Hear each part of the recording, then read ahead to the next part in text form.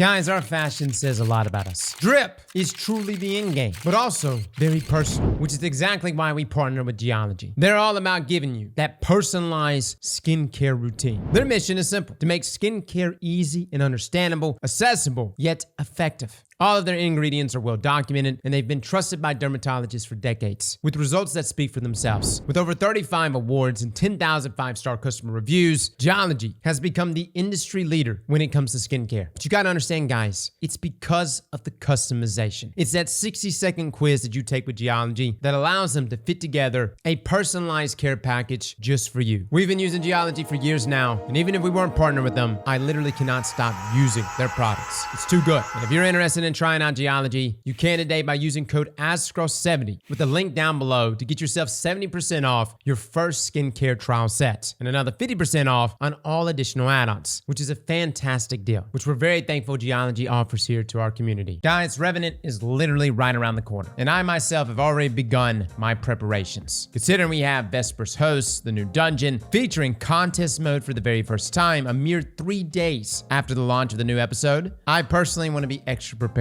Now, I do want to mention, you don't have to do any of these things. This is more or less my personal checklist of the things I'll be doing throughout this week. And a lot of these things we normally pull people from stream to do with. So feel free to come by our Twitch, guys. We'll be pulling folks right then and there to run various activities. So let's begin. To start, let's talk about power levels. With the launch of Revenant, the power cap is being raised by 10 levels, meaning the power floor will be 1900, the soft cap is going to be 1950, and the powerful cap will be raised to 2000, making the hard and pinnacle cap that 2010. Now, thankfully, we do have things like Fire Team Power now, which will bring you to -5 power below the player with the highest power level in your fire team. And we also have set difficulty for a lot of content, whether it's power disabled completely or it's set to be near the soft cap, which is pretty obtainable for most players. Heck, even the contest mode for the upcoming dungeon will be set at 1985 power. But if you're a player that engages in in-game level content, you'll likely need to reach that new pinnacle cap in Revenant. Now, I'm going to assume most of us are more concerned about hitting that pinnacle cap again. So let's go over different sources that provide pinnacles. First up, we've got our seasonal activities. Now, I have no idea yet what Revenant will bring to us, but taking a look at Echoes currently, we have 3 different sources of pinnacles from seasonal activities. Completing seasonal activities on higher difficulty, opening chests with Enigma Protocol, and completing the Encore exotic mission. Now, come Revenant, these activities likely won't drop pinnacles anymore, but we should expect at least 1 to 2 ways to get pinnacle drops at the start of Revenant from its seasonal activities, especially considering that we're going to be getting all of the act story in one go, meaning any time gating for certain activities shouldn't occur, at least within that given act. Now, next up, we also have the Pale Heart. You can get a pinnacle weapon drop from the weekly cooperative focus mission. It'll also be a deep sign if you're still looking for those, as well as Excision, which is our 12-player activity, which provides a pinnacle drop upon completion. Next, we have Raids and Dungeons, which the current feature Raid and Dungeon will always drop pinnacle gear upon completion, which next episode is going to be Salvation's Edge, as well as the brand new dungeon. Along with that, we also have our weekly Raid and Dungeon rotators, which will drop pinnacles. And this is being increased to 2 active raids and 2 active dungeons. No longer is it just a single raid and dungeon. We finally have 2 of each every week, giving us more additional sources of pinnacles. Now, on top of our rotators, we also have the weekly exotic mission, giving us a pinnacle drop. Next up, we have our weekly Nightfall challenge. Simply earning 200,000 points across Nightfall completions will give you a pinnacle drop. And then lastly, for my PvP players, both Iron Banner and Trials of Osiris provide pinnacle rewards when they are around. Now, personally, I don't really think the power grind is going to be that big of a deal, guys. We've got 4 months. These are long seasons, and there's plenty of time to get those pinnacle drops. In my opinion, the more important factor is going to be the amount of XP that you can carry over from this episode into the next episode. And that's because artifact mods are going to be incredibly important for the day 1 dungeon, which brings us to everyone's favorite, bounty prepping. Now, again, you don't have to do any of this. This is just something I like to do. Considering that we have contest mode for our dungeon, having those last 2 artifact mods selected in that final column could make all the difference. Even in previous dungeons, I remember back when Duality first launched, I was staying alive the entire time. Les, this man couldn't stop dying.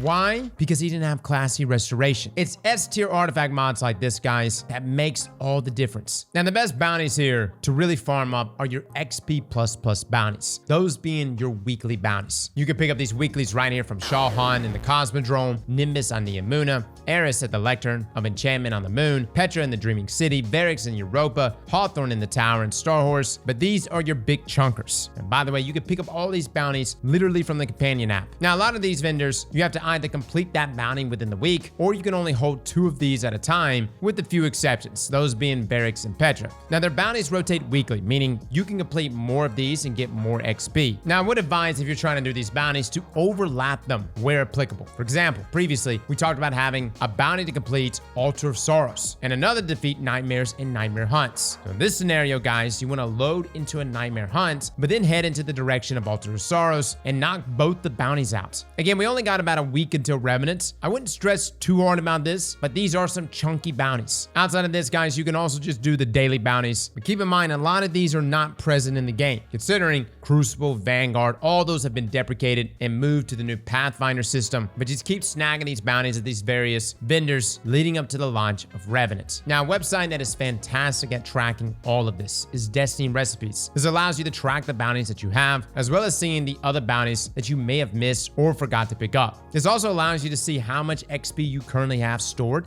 and it also includes things like the well-rested bonus, Ghost Shell experience mods, and the Season Pass XP boost. The main thing I really like about Destiny Recipes is that it shows me exactly what I'm looking at in terms of how many slots I have unlocked for my next artifact. And it's not even just bounties that you can track with Destiny Recipes. It shows how many resources you have, custom weapon checklists. There's even an analysis of your vault showing how much free space you have and how many weapons, armor, and other items are currently in it. A great website right here, guys, to just keep a tally on things. Next up, I'm going to talk about exotics. Bungie made a change so that new exotic armor is now purchased directly from Raoul, instead of needing to do a Lost Sector or Vex Strike Force like in the past. Now, I have not seen anything official from Bungie, so I'm assuming Raoul's vendor track will reset each season, or in this case, episode, which means we're likely going to need to rank them up again. And this is going to really require us to get a reset to finally get back to that tier 3 focusing option in order to get the new exotic armor pieces. Now, for most of us, this probably isn't a problem. I'm constantly full of exotic Ingrams in my inventory, but if you're looking at your inventory right now and you're like, dude, I've got 9 exotic Ingrams, let me go get rid of this before the new episode, I urge you, please don't. Wait, turn them in when the new episode launches. That way you're getting credit and ranks for those exotic Ingrams. And I would advise going for that tier 2 precision Ingram decoding, as that will give you more progress. But this also takes us to the other things that we need to make sure we're stocked up on, that being materials. Things like enhancement cores, enhancement prisms, ascended shards, ascended alloys, exotic ciphers, heck, even glimmer. Glimmer is constantly low for me now because it's literally used for everything. If you run into the new expansion, less than 100,000 on glimmer, fellas, that's gonna hurt. Now, I'm not asking you to go run heroic public events from now until next week, but maybe do a couple here and there. Get those heroics, throw on that glimmer mod for your ghost so that you're increasing your glimmer gains, and be somewhat conservative from now until then. Now, for the rest of our resources, Grandmaster Nightfalls are great for ascended shards. Expert Onslaught also does good at topping off some of these resources, and having a plentiful amount of all these materials will allow you to go to Raoul and exchange them, especially for some of us out here that are always capped out on enhancement prisms. Now, arguably the biggest commodity is exotic ciphers now. They're a little more difficult to come by, as you only get them from 2 places, either Xur or the Battle Pass. Now, Xur offers a weekly Xenology quest that I highly recommend doing, guys, because these ciphers are going to be necessary for tier 3 focusing for the new exotics. Now, on the topic of exotic ciphers, though, you can also access old season passes, which is really great for accessing a ton of other materials. We're going to get into that in just a moment. Outside of that, another emphasis on resetting here with Raoul is your first reset will give you an exotic cipher. Now, the last material that you're going to want to top off on is upgrade modules. These are used to level up your gear, and with the power cap being raised, we're going to need them. And for my folks that are going to be tackling the day 1 dungeon, considering we have contest mode now, things are going to be harder. Raid banners will be a must. Now, let's talk about how to access those old season passes. This is going to be mildly annoying, but it's super beneficial, as there are normally a ton of things that I forgot to claim.